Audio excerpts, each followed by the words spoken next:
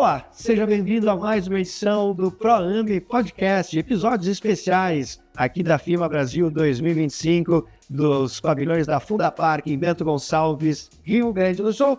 Nesse episódio, estou acompanhado de Graziela Fitarelli Meneghetti, gerente de laboratório da ProAmbi. Grazi, seja bem-vinda. Se apresente para o público também, Grazi. Muito obrigada. Eu me chamo Graziela, sou engenheira química de formação e eu atuo na Fundação ProAmbi já fazem 10 anos, no laboratório de análise de águas e efluentes, na parte ambiental. Bom, muito bem. Durante todos esses episódios, nós estamos destacando empresas profissionais que se posicionam na vanguarda da tecnologia e da sustentabilidade industrial.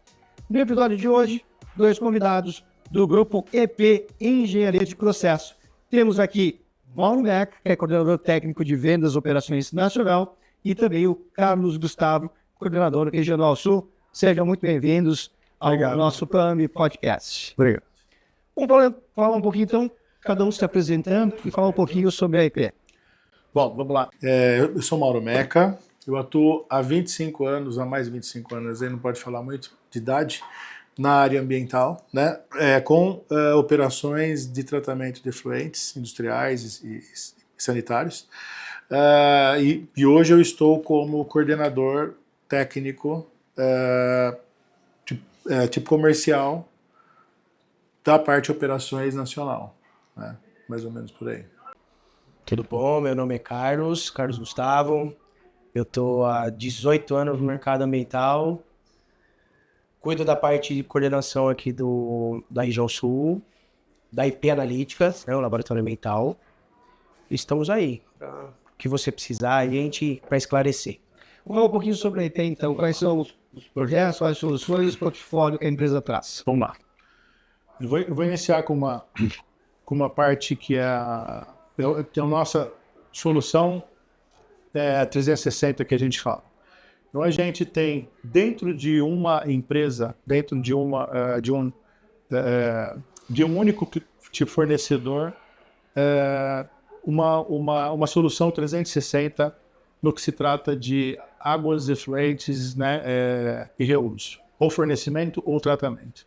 O que isso seria? A gente tem desde o desenvolvimento de um processo, né? Eu tenho um problema em uma indústria e não sei como resolvê-lo, não sei como descartá-lo, que seja um efluente, ou eu não sei como reaproveitá-lo. Então eu quero isso. Então nós conseguimos, com o departamento interno, que é o PDI, desenvolver um processo, estudar aquele efluente, desenvolver um processo específico para aquele efluente, bem sob medida, né? Essa que é o grande lance, que é o diferencial, onde aponta uma rota ou um fluxo de processo ou de tratamento específico e que resolva aquele, seja ele para reuso, seja ele para descarte, atendimento à legislação para aquela empresa. Depois a gente alimenta a nossa engenharia, nós temos um departamento de engenharia que é responsável por fabricação dos elementos desse processo e depois a instalação dessa, seja uma estação, seja um polimento, enfim. Finalizando isso, sendo bem resumido, né, fase a fase aqui, a gente também tem a parte do comissionamento, startup e operação. Então nós temos várias operações hoje em território nacional, isso focando desde estações, ou seja, laboratório, enfim. E no final dessa operação, a gente também entra com uma parte que eu vou soltar para o Carlos, que é o quê? A parte de monitoramento. Então, a gente fecha o ciclo desde o desenvolvimento do processo, as fases de construção, instalação, para atender a esse problema, operação, e aí a gente tem que fazer o quê? Mostrar a eficiência e a eficácia disso tudo. E aí entra desde o início do estudo e depois no final a parte da analítica, né, que é o mais importante. É da análise que a gente consegue ter esse direcionamento e depois mostrar a eficiência. Mais ou menos essa é a parte do grupo. E aí focado na parte analítica. Então a EP, ela nasceu dessa questão da solução para tratabilidade. Perfeito. A gente atua há mais de 50 anos aí, né, no mercado E a IP nasceu exatamente, é a IP Engenharia do Processo. O processo não é à toa que está aí, né? E por quê? É uma empresa familiar e aonde o nosso fundador, o senhor Joaquim, ele concebia processos, ele enxergava que desde a década de 70 que ele poderia ter tratamento para vários tipos de efluentes gerados ali no ABC Paulista, por exemplo. E ali ele já era um visionário, porque ele era químico, né, tipo engenheiro químico, ele estudava e aí desenvolvia esses processos. E aí quando ele aplicava esses processos, e aí eu já vou dar um gancho, que foi aí que também teve um boom na terceirização. Porque os clientes, eu tenho um processo, ok, eu sei, mas como que eu faço? Eu não sei fazer isso, eu sei fazer carro, tipo um exemplo. E aí que entrou também a parte operacional. Então a gente desenvolvia o processo, implementava e operava. Então, tipo, exatamente isso. Ele nasceu de estudos de processo. Por isso que a gente tem isso na veia. E aí a gente tem um tailor-made para cada cliente, para cada segmento. Tá? E o laboratório nasceu justamente para essa construção de estação de tratamento, né? Você constrói uma estação de tratamento, você tem que ver a entrada Exatamente. e a saída. E para você ter exatamente a eficiência dessa estação, você precisa analisar. E foi criado o laboratório interno, porque não tinha a 17025, não era exigência. E com o passar do tempo, com a exigência da 17025, ou você certificava, ou você fechava o laboratório e jogava tudo para fora, as análises. E graças a Deus chegou no ponto de falar, vamos certificar o laboratório, vamos se tornar ele 17025, e foi criada a IP Analytics. Laboratório é muito dinâmico. A cada dia ele muda o foco dele, isso através das legislações que são criadas e são lançadas. Redução de limite de quantificação, mais restritivo. Por isso que é um dinamismo que ele muda o escopo de trabalho a cada mês, a cada bimestre, a cada semestre, até pelas auditorias que a gente sofre da 17025. A gente acabou de passar por uma extensão de escopo. Que é extensão de escopo? São mais parâmetros habilitados, adicionados para se analisar. Falar de ambiental no Brasil, no país onde a gente vive, é muito complicado. E eu falo isso com segurança. Não existe uma consciência ambiental. Ela não existe. Existe sim órgãos reguladores que exigem o cumprimento desses parâmetros, porque se não tivesse legislação e se não tivesse órgão ambiental, ninguém ia analisar. Né? O brasileiro não está muito preocupado com o ambiental. Até um case que a gente bate muito do reuso de água. Exato. Vai chegar um momento que vai ter escassez de água.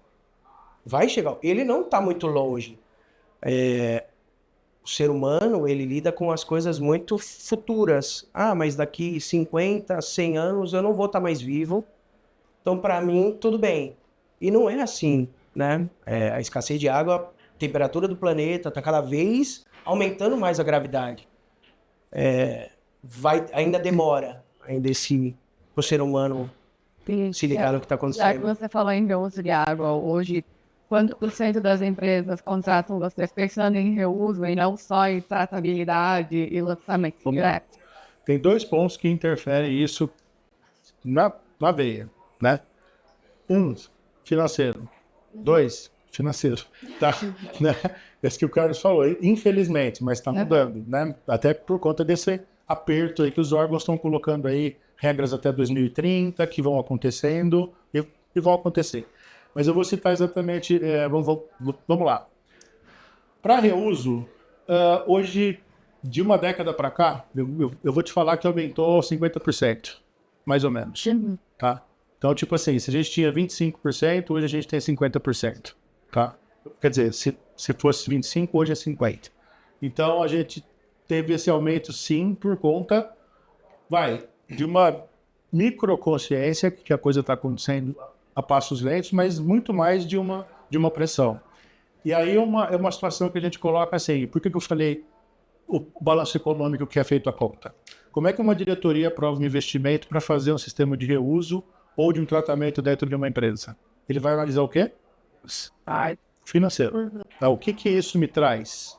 Aí eu vou investir 5, 7 milhões, 8 milhões, o que isso traz para mim? Qual é o retorno que eu vou ter? Né? Então, a conta é simples. Eu gasto X para tratar fora e eu tenho um volume absurdo de geração. Opa, eu tenho um payback extremamente atrativo. Cito o caso da Scania, é um caso que a gente fez, muito bacana, porque foi muito rápido o investimento, né? O retorno disso para o cliente. Porque você tem um custo, aí que mexe no bolso de novo, custo de água para captar. Eu falo isso de regiões que já cobram bastante. ABC, você paga sei lá, X reais da Sabesp para captar e X reais para descartar. Então compensa muito mais eu fazer um tratamento interno e reduzir esse custo e eu amortizo a minha estação e dali para frente é lucro. Então, assim, é isso que acontece, tá? Esse case que a gente apresentou aqui da Honda foi a mesma situação. Era um efluente oleoso que se gastava um X mensalmente e a gente desenvolveu um processo mostrando que esse X se amortizaria, sei lá, em 1,8, 2 anos. Então, isso ainda é atrativo. O que o Carlos falou é muito verídico. Enquanto ainda não se cobra, tipo assim, a escassez de água, o que vai acontecer? Uhum. Vou falar uma coisa muito rápida e mexe no financeiro e vai alimentar isso. É bem tostinha, fresquinha, porque vende mais e vende mais bem fresquinha. Que é tipo a região do Grande ABC, São Paulo. Agora, nesse momento, está acontecendo isso. Sabesp subiu o preço, tabela nova, está todo mundo pagando mais para captar e pagando mais para descartar. O que as empresas estão fazendo agora? São poucas, não. Restartando os postos artesianos. O que acontece? É mais consumo do lençol, sabe? Que já está estagnado. Então, assim, vai acontecer. Então, para a gente tenta colocar essa mentalidade nas operações e também na área de engenharia das empresas, né? Só que, tipo, repito, para que isso tudo aconteça fino e dê certo no final, que o cliente fala assim, nossa, eu consegui economizar X milhões na minha empresa. A analítica é o passo, tipo, primordial para esse afinamento de todo esse processo. É um resumo aí. Bom, a gente está tratando aqui de acho que, se não mais, um dos mais importantes recursos que nós temos. Sim. Né? Tratando de água. Falar sobre questão financeira que ainda enterra muito os processos, os tratamentos. Numa escassez mais profunda ou mais real, o financeiro vai estar em segundo plano. Porque a água a gente precisa. Perfeito. Quais são os gargalos disso? Assim, aonde a gente pode atuar para não chegar a esse ponto de escassez ou não há outro caminho a não ser a escassez? Eu acho que é uma questão de cultura. As empresas têm que pensar, não a curto prazo, a médio e longo prazo. Se você encara um investimento grande de 10 milhões de reais numa estação, numa água de reuso, 10 milhões de reais, qual que é o preço da água? Vale 10 milhões de reais você ficar sem água? Não tem preço. Concorda?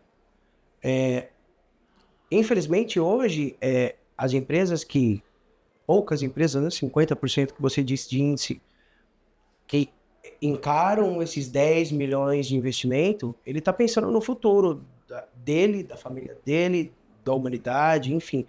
É um pensamento global? É um pensamento global.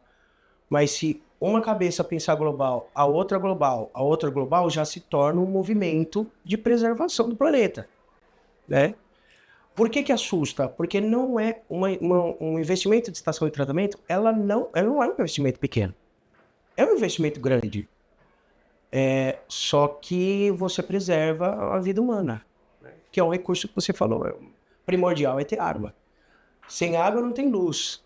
Enfim, é o que vai mover a água. Eu vejo duas barreiras fortes aí, né? De barreiras. Tipo gargalos, enfim. Eu vejo a barreira cultural, que é bem isso. E eu vejo ainda a barreira, teoricamente, de investimento, né? Mas aí isso se chama conscientização. Eu acho que abrangendo tudo. E é bacana isso, porque quantos mais cases aparecem dentro de, eu vou chamar de clusters, assim, vai de automotivo, o outro cluster é um cluster japonês, o outro é tal, isso é muito bacana. Porque também tem esse, exatamente o que você falou, é um pensando assim, o outro assim, o outro assim, parece que vai por osmose. Vai se criando um movimento. Então eu tenho dentro lá do núcleo nipônico em Manaus, um exemplo. Nossa, mas que case bonito que a Honda fez. Aí o parceiro, porque é bacana esse cluster porque não há concorrência. Né, é muito legal isso. Poxa, eu vou lá, eu quero ver o que é legal disso, eu vou fazer também. E nessa está entrando muito forte esse movimento em relação ao reuso.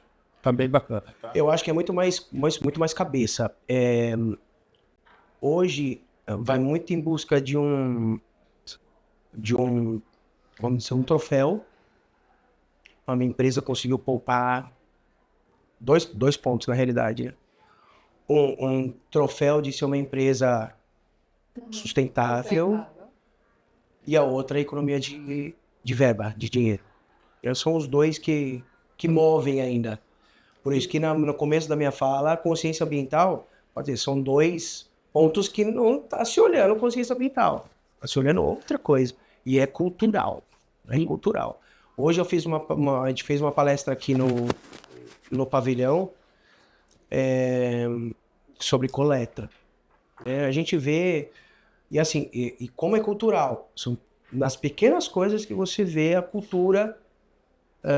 Para ele tudo bem ele invasar uma água ou uma água que ele tem que analisar que é um consumo humano de um bebedouro que ele tem dentro da indústria, e tudo bem ele invasar tranquilamente numa garrafa PET de qualquer refrigerante que ele comprou, ele só desrosqueia, põe no bebedouro, fecha e fala, tô laboratório, analisa para mim. Então para ele, o que ele quer? Ele quer um laudo para mostrar que aquela água, mas teve a asepsia correta? Está no frasco correto? Está seguindo alguma? Não, para ele tanto faz. Porque ele está atrás do laudo. Então é muito mais cultural, né? Vai muito mais além. Dentro dessa barreira que eu falei também de investimento, também a gente aprendeu muito com isso. Tipo, como é que eu coloco isso para um cliente que entende que isso é um vilão? Tipo, tem uma grande montadora japonesa que, poxa, eu não quero saber de osmose porque é muito caro. Isso é muito caro, isso é muito caro, isso é muito caro. Quem te falou que é caro? Então, assim, vamos lá, vamos visitar, vamos ver o que é um case. De repente, a falha é operacional, então você não está operando direito, então a membrana está estragando mais rápido. E também já caiu bem o custo de quando, né, tipo, começamos com isso, mas assim, já está no... E aí você consegue comprovar com evidências de que, olha, é um caminho legal. Então, assim, a gente também vai aprendendo a lidar. Os modelos de negócio, antes era só CAPEX. Não, mas eu vou investir, é muito pesado. Não, você não precisa investir. A gente investe, opera, constrói o tal do BOT. Então, dependendo de cada organização também, você aprende como facilitar essa entrada. E, consequentemente, né, que não aconteça esse caos que você falou, né? O recurso hídrico ele é tão comum na nossa vida, sai em várias torneiras da nossa casa, mas um caso específico que aconteceu recentemente, por exemplo, na França, de o governo francês acobertar um tratamento que seria inapropriado, segundo a União Europeia, demonstra se um governo estaria por trás de esconder algo sobre o recurso hídrico, perfeito, demonstra a importância desse recurso natural, ou do processo, pelo menos, correto. Somos todos água, né? Resumindo, não tem como. E assim, a gente vê exatamente esse gancho que você passou. A gente vê quando vai ter Jogos Olímpicos, por exemplo, né? Tem as provas, né? Lagoa, isso aconteceu no Brasil, né? Se corre para fazer análise na Lagoa Rodrigo de Freitas, porque ele precisa... Então, mas por quê? Então, durante todas umas décadas, não foi feito nada. Tudo bem, se alguém cair lá, tudo bem. Mas agora que tem os Jogos Olímpicos, então, por isso que é muito mais consciente, né? A amplitude é bem maior. A influência de consciência. Ele sabe que trabalhar com recurso hídrico é um volume gigantesco, o investimento que vocês já falaram, que é um investimento acima, investimento de alto padrão. Como é que pode ser feito isso de uma forma mais palpável para o empresário, por exemplo. O público precisa intervir de uma outra forma, o poder público precisa apoiar nisso, nessa questão hídrica das empresas? Perfeito. Setor público e setor tipo privado, eles não conversam. Né? Não conversam. São mundos distintos. Né? Então, eu acho que se tivesse um incentivo real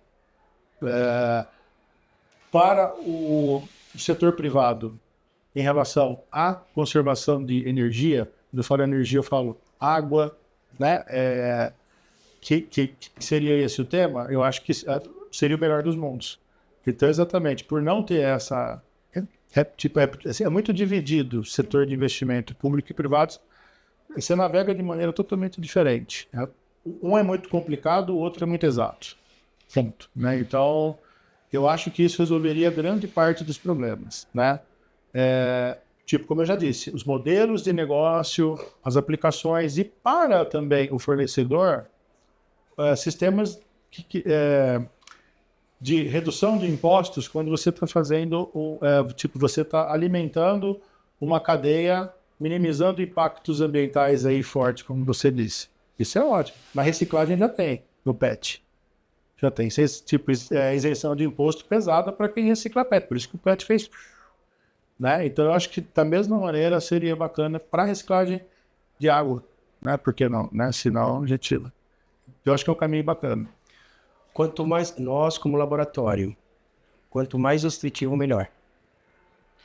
Porque vai se exigir mais, vai ser essa carona da exigência, você vai atingir o objetivo de ser mais restritivo e criar legislação e fazer com que a indústria e todo o mercado ambiental respeite aquela legislação. Dá uma chinela. Quando uma criança coloca uma mão na tomada, você tem dois caminhos. Ou você ensina para ela, você explica para ela que aquilo vai ser nocivo para ela, ou você dá uma chinelada. Hoje em dia o Brasil tá dando chinelada. Né? Os órgãos ambientais têm que dar chinelada e multa e legislação pesada para justamente a criança não botar a mão na tomada. Senão ela vai botar. Né? Eu acho que o que o Mauro falou precisa se conversar. Tem que ser uma conversa que não tem um segundo interesse público-privado. Tanto do próprio privado, como nós que vendemos estação, não vamos nos aproximar do público tentando tirar vantagem de alguma coisa. A vantagem ela acontece ao natural. Ao natural. Em estações grandes, a gente tem muitos exemplos dentro da IP, que clientes grandes procuraram a gente por questões técnicas.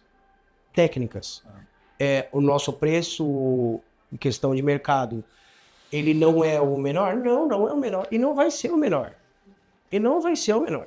Porque a gente quer que a gente monte uma estação de uma empresa de renome, seja uma montadora, seja uma empresa alimentícia, ou o que for, e esse cliente não tenha um case de insucesso com a gente, que não bata na porta e fala, poxa, vocês me prometeram uma coisa e não está sendo cumprido. Prefere colocar materiais de qualidade, pagar um pouco mais caro, mas que a gente durma com a cabeça no travesseiro tranquilo. Exatamente. E uma observação, que só para finalizar esse tema. A parte de investimento nosso também, né? A gente fala, nossa, isso aqui, o que é isso? Novas tecnologias, isso vai reduzindo o custo, né?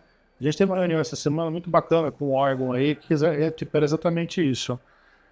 Como é que vocês enxergam novas tecnologias? Porque às vezes o órgão é engessado. Não, eu quero que você me venda concreto, não quero que você me venda solução, tipo um exemplo.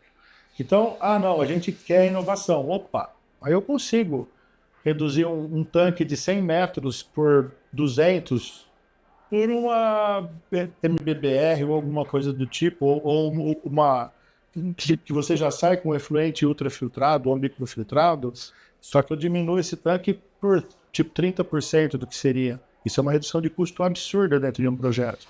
Então, também tem essa, né? Então, investir em tecnologia não tem preço, porque isso reduz custo. Né? Não é um gasto, é um investimento. E é isso que a gente está fazendo. Feira, desenvolvimento interno, tipo, desenvolvimento de processo e vai afinando isso. E aí mostrar para o órgão, porque às vezes é tipo conservador, né? Tipo, principalmente os órgãos de né? Tipo, enfim, os governamentais, vamos falar assim, ou o SEMI, e aí você quebra. Pô, isso aqui realmente, né? Então, nós não somos uma empresa de civil, nós somos uma empresa de solução ambiental, né? E claro. Que traz vocês a FIEMA Brasil? O que vocês trazem para a FIEMA Brasil? Como é que vocês estão apresentando o projeto de vocês por aqui? Eu enxergo que o mercado do Rio Grande do Sul é um mercado que merece ser olhado, principalmente com respeito, olhado com carinho, até pelo que o Rio Grande do Sul passou aí nesses últimos dias, nesses últimos meses, né? Ainda enfrenta, né? Ainda tem resquício, consequência. Talvez trazer uma cultura. A IP tem muitas unidades espalhadas no território nacional. Não é porque eu estou no Rio Grande do Sul eu vou falar isso. Mas a gente atende alguns estados que não tem o apelo que tem aqui no Rio Grande do Sul. Não tem, por exemplo, uma feira. Não tem, por exemplo, que o Mauro estava falando, uma ampla discussão de assuntos.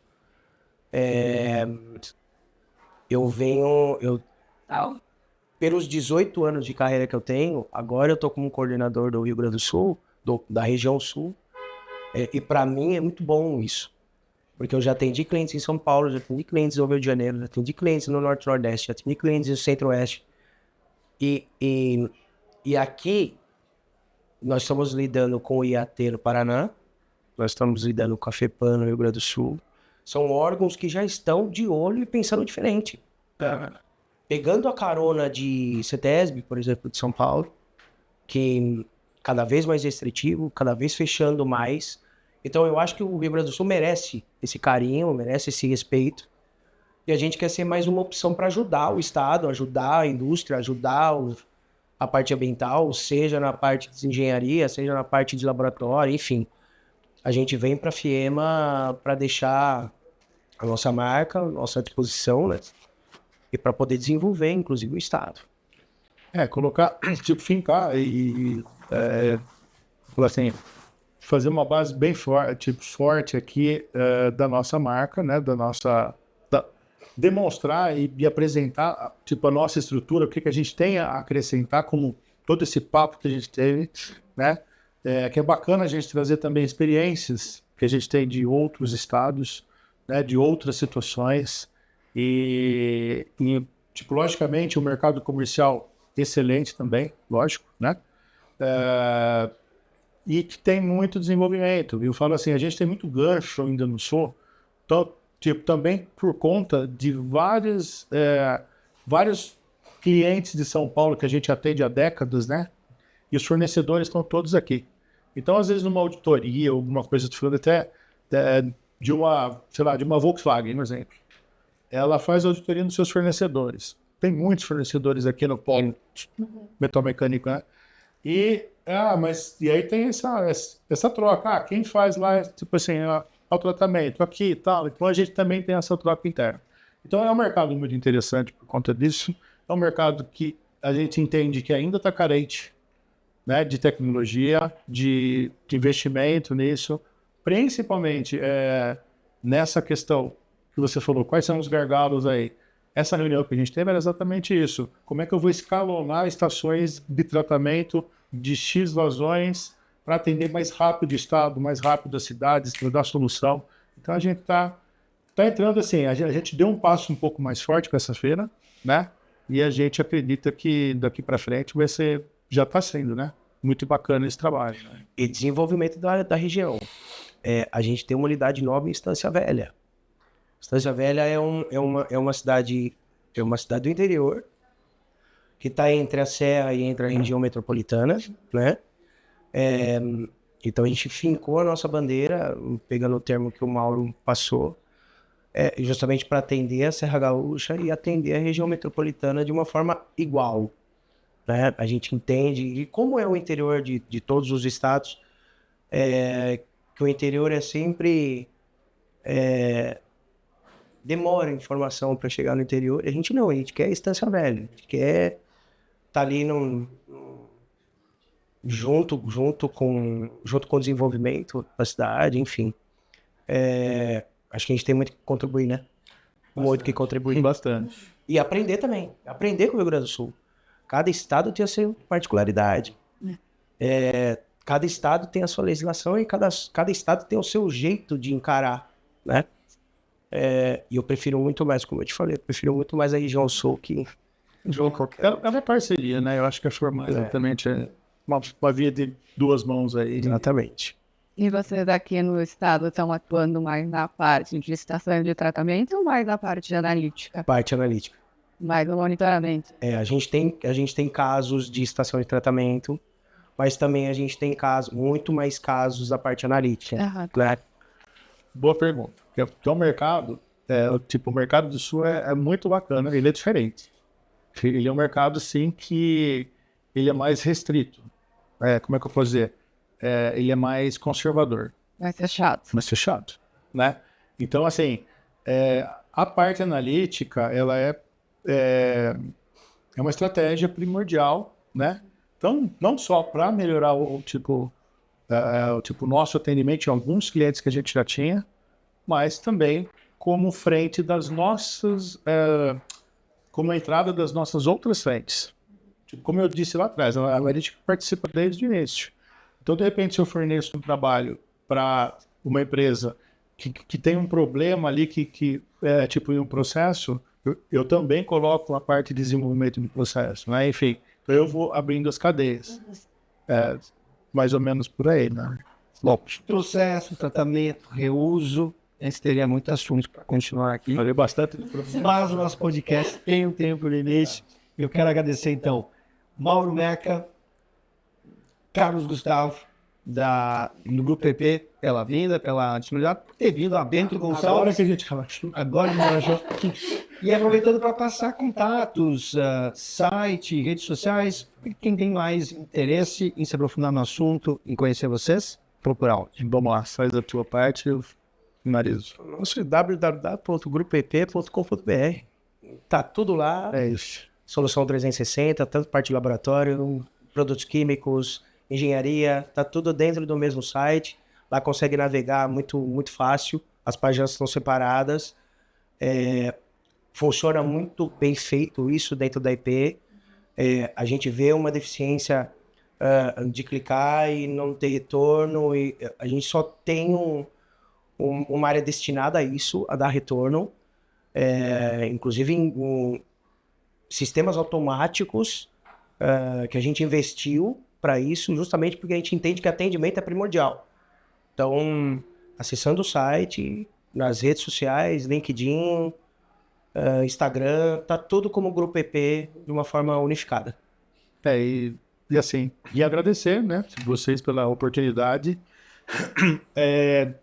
parabenizar a feira, eu não posso deixar de parabenizar, porque olha, tava falando ali, né, muito bacana, já tivemos muitas ideias para passar para outras feiras, inclusive como referência, porque é umas sacadas assim, que traz o cliente realmente na essência do que ele precisa, e nós, fornecedores, assim, poxa, podemos te ajudar e temos a solução. Isso vai ser bacana amanhã, que vai ter uma troca aí à tarde, né, com Tramontina, e vem com vários que a gente já vai ter, assim, nem sabia que ia ser ao vivo, né, parece que vai ser ali no palco, a gente achou que ia ser uma mesa, mas olha aí, qual que é a solução para isso? Então é muito bacana isso. Então parabéns pela feira. Me disseram que amanhã não é água, é vinho. Então você fica tranquilo. Não, eu já vou. Se eu já relaxei, eu já estou falando assim com água, sem vinho. Então, mas obrigado também pela oportunidade aqui. Muito bacana a ideia. Muito legal. Sucesso para você na feira. Agradecer a Grazi também pela presença, por me ajudar aqui a conduzir esse bate-papo, essa conversa, mediando aqui com o pessoal da EP. Obrigado, Grazi. Eu peço para que você siga, curta, compartilhe o conteúdo da ProAMI, do ProAMIcast, nas redes sociais, no site, enfim. Fique muito à vontade. Lembrar dos nossos patrocinadores deste episódio, a Autoridade Portuária de Santos, empresa do Ministério de Portos e Aeroportos do Governo Federal, Badesul, agência de fomento do Rio Grande do Sul, FINEP, financiadora de estudos e projetos, empresa pública vinculada ao Ministério da Ciência, Tecnologia e Inovação, herdeira unidade de gestão e destinação sustentável de resíduos da Votorantim Cimentos, Governo do Estado do Rio Grande do Sul, o futuro nos une, Corsan, Banrisul, BRDE, Caixa, Governo Federal, Sicobi, Prefeitura Municipal de Bento Gonçalves, Procergs, Trac Capital, Secretaria de Inovação, Ciência e Tecnologia do Rio Grande do Sul, Tramontina, Vivace Soluções em Sustentabilidade, Cimento Gaúcho, Sicredi e Catu Coopera e Sebrae. E até o próximo episódio.